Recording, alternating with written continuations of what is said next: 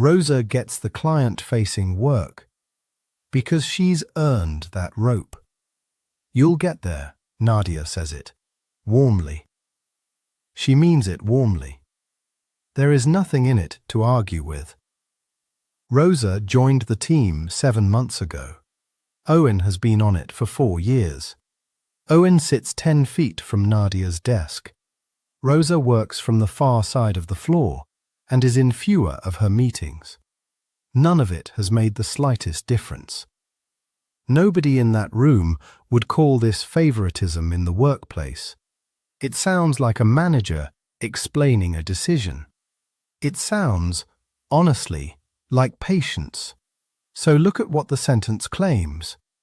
Rosa earned the rope. The rope is the client work, and the client work is how a person earns the rope. Owen has just been handed a promise with no route attached to it. You'll get there. Get where? By doing what?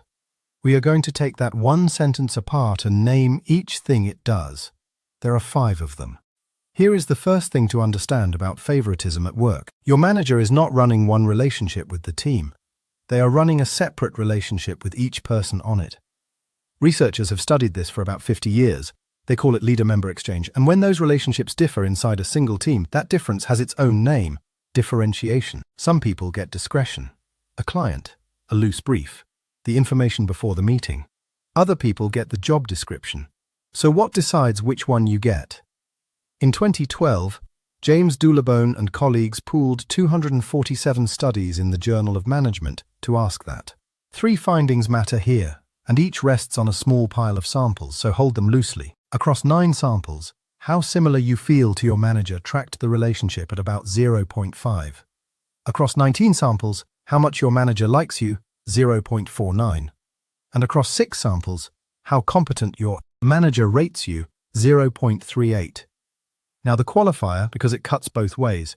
The 2 bigger numbers are the shakiest ones. They varied so much between workplaces that in some of them they land at or below 0. The competence figure held steadier, and the similarity one is you reporting on both halves at once, so treat that one most carefully of all. So this is not your manager is shallow and you are secretly better. It is narrower and worse. The author's own summary is that leader behaviors and perceptions explained the most variance in the relationship. The strongest signals for what you are allowed to do sit inside your manager's head. You cannot see them. You did not miss something obvious. There was nothing obvious to miss. The first sign is hiding inside the word earned. Watch the loop. Rosa gets the loose brief because Nadia trusts her judgment. Nadia trusts that judgment because she has watched Rosa use it. Rosa used it on the loose briefs. The rope is the evidence for the rope. That is a nice-sounding complaint until you check the direction. In 2016, Robin Martin and colleagues published a meta-analysis in personnel psychology covering 146 samples on the link between these relationships and task performance. Then they did something narrower. On a much smaller set of studies, the few that had measured both things at 2 points in time, they asked which way the arrow points. Their conclusion, word for word, there was evidence for LMX leading to task performance, but not for reverse or reciprocal directions of effects. The relationship comes first. The performance follows it. So when Nadia says Rosa earned that rope, the order she describes runs against the best evidence there is. And she has no way of knowing, because from where she sits, it looks exactly like earning. This is also what quietly allocates career advancement on most teams. Not a decision anyone announces. A standing arrangement about who gets the loose brief. The tell, the reason you are given for the allocation is a product of the allocation. Trust, judgment, how she handles herself with clients, every one of those is something you can only demonstrate with the access you are being refused.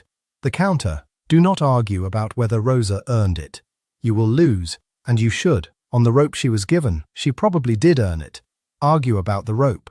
What is the smallest piece of client work I could own end to end, starting this month? The second sign is that the evidence Rosa is better comes from one person, and it is not the person you would guess. Martin's meta-analysis put the overall association between the relationship and task performance at about 0.3. Then, it split by who was rating and by what method. Where the relationship and the performance came from the same source and the same method, about 0.42. From different ones, about 0.28. Then comes the split that matters. When the employee rated the relationship, those two figures were about 0.31 and 0.28. Barely a gap. When the manager rated the relationship, they were about 0.58 and 0.14. So the inflation is not employees flattering themselves. It runs through managers, rating both the relationship they are inside and the performance of the person they are inside it with. The authors offer a reason. These scales ask a manager about their own behavior, so rating the relationship feels like rating yourself, and then marking the employee down means marking down your own work. Now the other half. Against objective performance, output you can count, rather than a rating somebody gave. 20 samples, about 0.24. That is not zero. The gap is real. It survives when nobody's opinion is in the room, and the authors say plainly that same-source bias cannot explain their main results. Rosa is very likely delivering more. So when Nadia tells you Rosa is better, the person you are hearing it from is the person whose own numbers move with the answer. This is why the usual advice about visibility at work misses. It assumes a neutral audience that has not seen you yet. The audience is not neutral, and it saw you through the relationship it already has. Go back to Nadia's sentence. She's earned that rope is a claim about evidence, and Nadia is the only person who has seen that evidence, because Nadia is the person who arranged for it to exist. The tell. Every piece of evidence offered for the gap traces back to the same person who allocated the work. The counter. Widen the source. Not louder, wider. Who else sees this work besides you? The third sign is that you know exactly where you rank, and you never sat down to work it out. In 2010, Vidyarthi and colleagues studied 254 employees across 50 work groups in the Journal of Applied Psychology. One large manufacturing company in India, all of them men, most with 20 years or more in the same firm. Hold that in mind. It is one workplace, and a particular one. They pulled apart three things usually treated as one: your relationship with your manager, where it sits next to everyone else's, and your own private sense of how yours compares. That third one, the comparison you make in your head, explained differences in job performance and citizenship behavior beyond the other two. So the ranking you carry around is not just a mood, it is measurable. It lines up with where you actually sit among your manager's relationships, and it shows up in how that manager rates your work. And this is what makes you'll get there unanswerable. It describes a future in which the ranking is different, offered by the person who maintains the ranking. You cannot disagree with it, and you cannot do anything with it. Being overlooked at work is not something you can talk yourself out of, because a large part of what you are reading is accurate.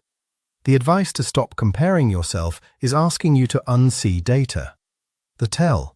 You could rank the team by access, right now, without notes, and so could everyone else on it.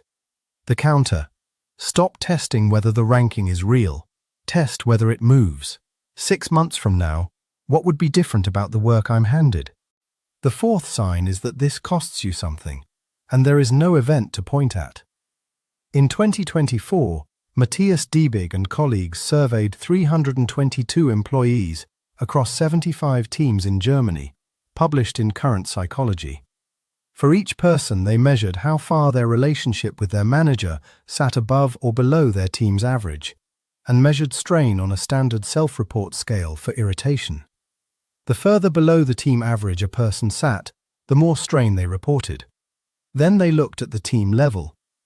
There, the relationship between a team's average relationship quality and that team's average strain was not statistically significant. Now the qualifier that cuts against the picture I have been drawing, so let me say it rather than leave it out. That individual effect was strongest in teams whose relationships were poorer on average, and much weaker where they were good. This is not simply a healthy team with one person quietly suffering. What survives is the part that matters. The cost attaches to a position, and the only way anyone saw it was by measuring the person rather than the team, which is why there is nothing to report. Not because it is small, because reporting is built for incidents, and there is no incident. Nothing happened to Owen. No meeting, no email, no moment. 4 years of a standing arrangement he was never placed inside, and no single week of it was ever worth raising. The tell: you are tired in a way you cannot account for, and every specific example you reach for sounds trivial when you say it out loud. The counter: stop hunting for the incident. Describe the pattern and the period. Over the last 2 quarters, here is every piece of client work and who it went to. The 5th sign is the one that makes the whole arrangement strange. It is not clear who is getting what out of it. In 2018, Andrew Yu and colleagues published a meta-analysis in the Academy of Management journal covering 41 samples drawn from 4,114 workgroups. Across 24 of those samples, the plain correlation with group performance was about -0.01, effectively nothing.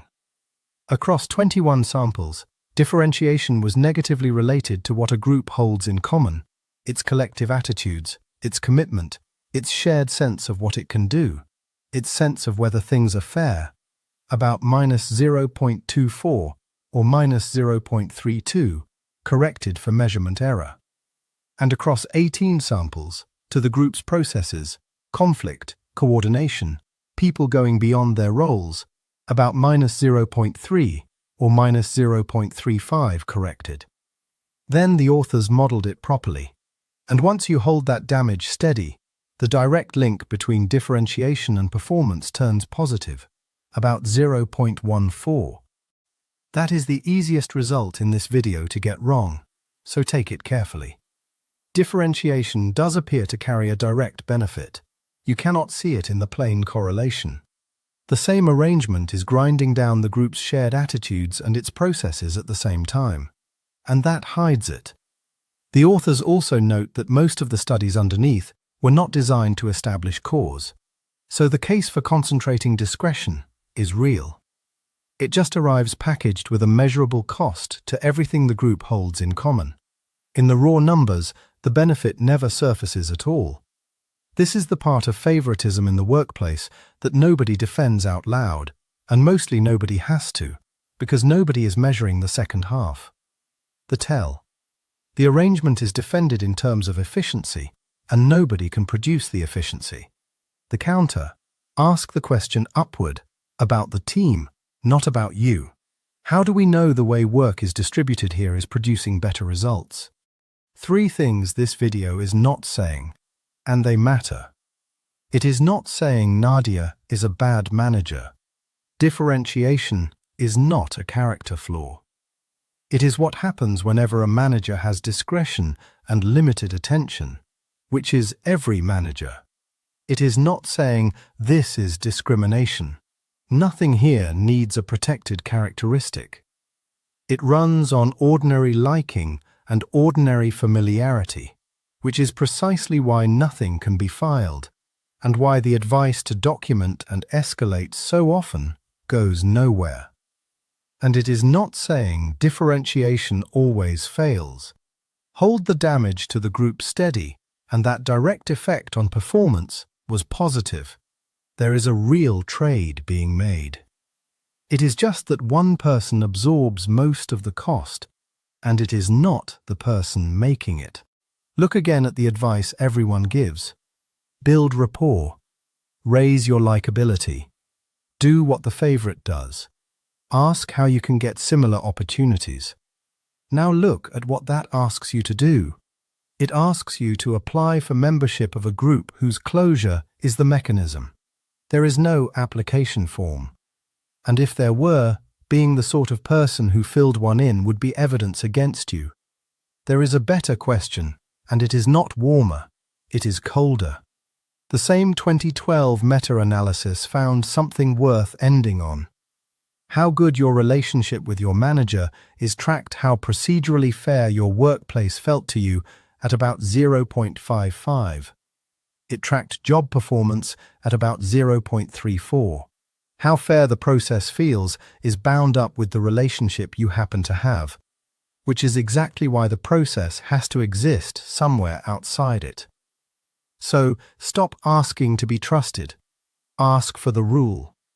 What's the rule for how client work gets assigned here and who applies it? That question cannot be answered with warmth.